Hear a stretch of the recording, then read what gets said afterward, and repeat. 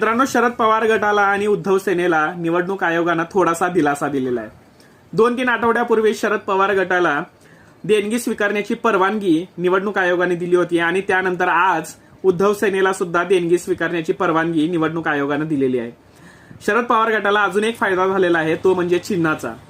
आता तुतारी वाजवणारा माणूस या चिन्हावर शरद पवार गटाने 8 जागा निवडून आणलेल्या होत्या लोकसभा निवडणुकीच्या वेळेला आणि त्यावेळेलाच गावामध्ये तळागाळामध्ये तुतारी वाजवणारा माणूस शरद पवार गटाने पोहोचवला होता आणि आता जवळजवळ निश्चित झालेला आहे की शरद पवारांचं चिन्ह हे तुतारी वाजवणारा माणूस आहे. घड्याळ हे चिन्ह अजितदादा पवार यांनी पळवून नेलेलं आहे अशी भावना गावामध्ये आपल्याला दिसते. आता यामध्ये अजून एक गफलत अशी आहे की तुतारी वाजवणारा माणूस आणि फक्त तुतारी या चिन्हाची गफलत शरद पवार गट कसं सोडवते हे पाहण्यासारखं आहे, कारण या गफलतीमुळे त्यांना 2 जागेचं नुकसान झालेलं आहे.